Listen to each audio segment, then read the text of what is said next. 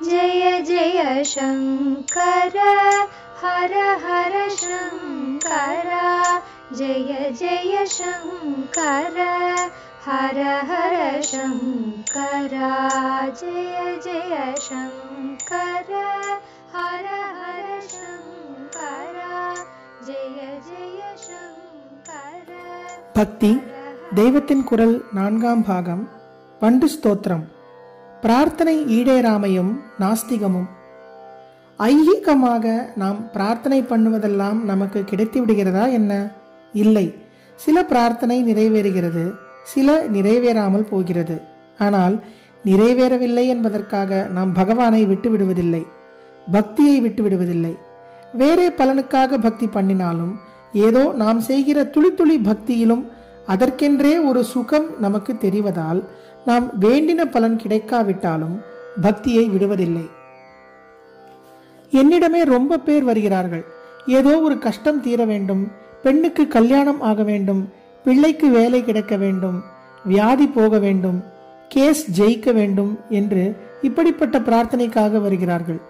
எல்லாருக்கும் எல்லா பிரார்த்தனையும் நிறைவேறுகிறதா? இல்லை. ஆனாலும் அதற்காக அவர்களுடைய அபிமானம் போய்விடவில்லை, தொடர்ந்து வந்து கொண்டேதான் இருக்கிறார்கள். நாம் பிரார்த்திப்பதெல்லாம் நமக்கு கிடைத்துத்தான் ஆக வேண்டும் என்று எதிர்பார்க்க நமக்கு அருகதை இல்லை என்று உள்ளூர நமக்கே ஏதோ ஒரு தினசில் தெரிந்திருக்கிறது. அதனால் நம் பிரார்த்தனை நிறைவேறாவிட்டாலும் பகவானை விடுவதில்லை. பிரார்த்தனை நிறைவேறாததற்காக நாஸ்திகர்களாக போகிறவர்கள் ரொம்ப குறைச்சல்தான். அநேகமாக சுவாபாவிகமாகவே, அதாவது இயற்கையாகவே தான் நாஸ்திகர்கள் அப்படி இருக்கிறார்கள். தவிர பக்தி பண்ணினதால் எதிர்பார்த்த பலன் கிடைக்கவில்லை என்கிற தாபத்தால் நாஸ்திகராவதென்பது ரொம்பவும் அபூர்வம்தான். லௌகிகமான பலனை உத்தேசித்து ஏதோ கொஞ்சம் பக்தி பண்ண ஆரம்பித்து விட்டால் கூட சரி, அது ஒருபோதும் அழிந்து போய்விடுவதில்லை. வளராமல் பக்குவமாகாமல் வேண்டுமானால் போகலாம், ஆனால் அடியோடு இல்லாமல் போய்விடுவதில்லை.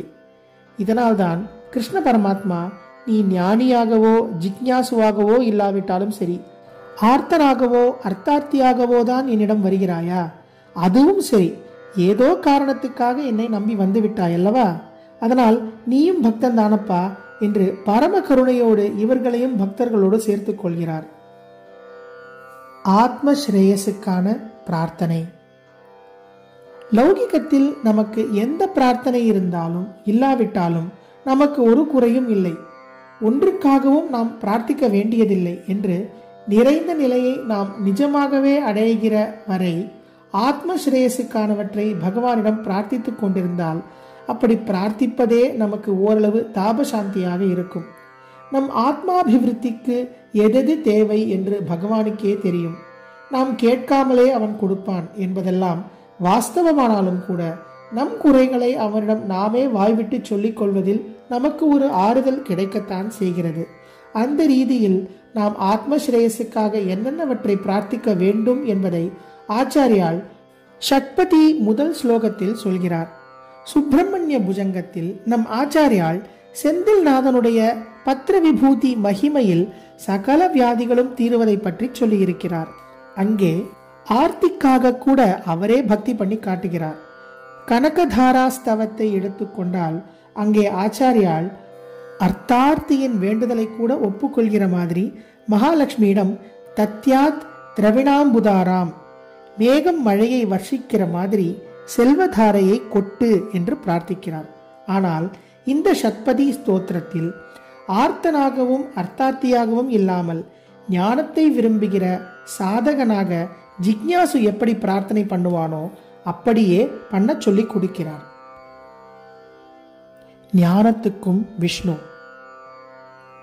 மகாவிஷ்ணுதான் இந்த லோக வியாபாரத்தை நிர்வாகம் பண்ணும் பரிபாலன மூர்த்தி. அதனால் அவன் தானாகவே தன் உத்தியோகப்படி ஆர்த்தனுக்கும் அர்த்தார்த்திக்கும் அனுகிரகம் பண்ணிவிட்டு போகிறான். ஆனால் அவன் இதற்கு மேல் ஞான வைராக்கியாதிகளை அனுகிரகிக்க சக்தி இல்லாதவனா என்ன? இல்லை. நாராயணம் பத்மபுவம் என்று பிரம்ம வித்யா ஆச்சாரியர்களிலேயே அத்வைதிகள் அவனைத்தான் முதலாவதாக வைத்து நமஸ்காரம் பண்ணுகிறார்கள். லோகபாலகனே தான் லோக விவகாரமெல்லாம் முடிந்து போகிற தத்துவத்துக்கு முதல் ஆச்சாரியனாக இருக்கிறான். அதனால் அவனிடம் ஞான பிரார்த்தனையும் பண்ணலாம். ஞானம், முக்தி சிவன் தான் தருவான்.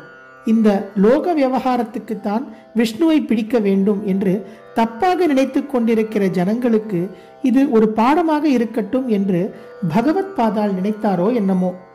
இப்படி தோன்றுகிற மாதிரி ஞான உதயத்துக்கு பூர்வாங்கமான சித்த சுத்திக்கு வேண்டிய விஷயங்களையே இந்த ஷட்பதி முதல் ஸ்லோகத்தில் பிரார்த்திக்கிறார். இகம் பரம், போகம் ஞானம் என்பதில் இரண்டையும் மகாவிஷ்ணு அனுகிரகம் செய்வார் என்று காட்டி, குறிப்பாக இந்த ஸ்துதியில் இரண்டாவதையே அவனிடம் கேட்க சொல்லிக் கொடுக்கிறார். ஷட்பதி மட்டுமில்லை, இன்னும் அநேக ஸ்தோத்திரங்களிலும் மகாவிஷ்ணுவை ஆச்சாரியால் ஞான தாத்தாவாக வைத்தே பிரார்த்திக்கிறார். ஞான வைராக்கியங்களுக்கு பாடின பஜ கோவிந்த பீதில் அவர் சொல்லி இருப்பது கோவிந்தனைத்தானே. ஹரிமீட்டே ஸ்தோத்திரம் என்று அத்வைத்தமாக பண்ணியிருக்கிறார்.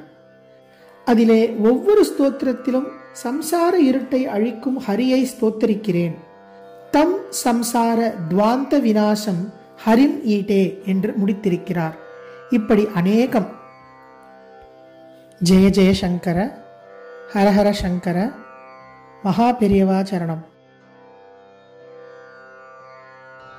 जय जय शंकर, हर हर शंकर, जय जय शंकर, हर हर शंकर, जय जय शंकर.